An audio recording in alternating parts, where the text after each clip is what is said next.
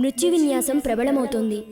పొంచి ఉన్న దుష్టశక్తులన్నీ నీ మీద విజృంభించే గడియలు సమీపించాయి.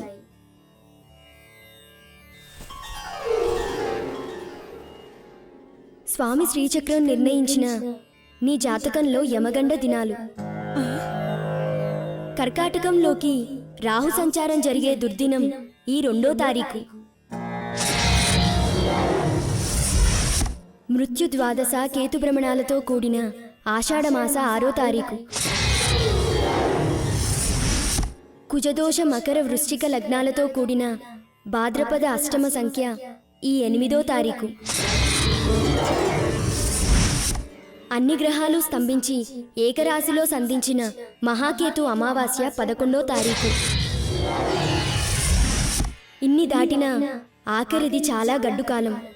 కర్ణ వికృత నక్షత్రాన యమగడియలు బలాన్ని పుంజుకుని ప్రేతాత్మలు విరుచుకుపడి ఆయువుని అర్ధాయుషు చేసే గడియ మార్గశిర గర్గోర దశ ఈ 13వ తారీఖు.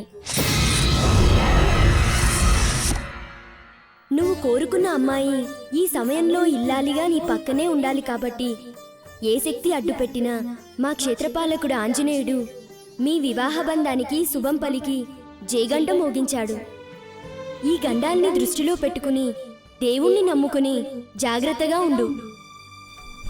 ఈరోజు 2వ తారీఖు, నీకు మొదటి గండం. గుర్తుపెట్టుకో.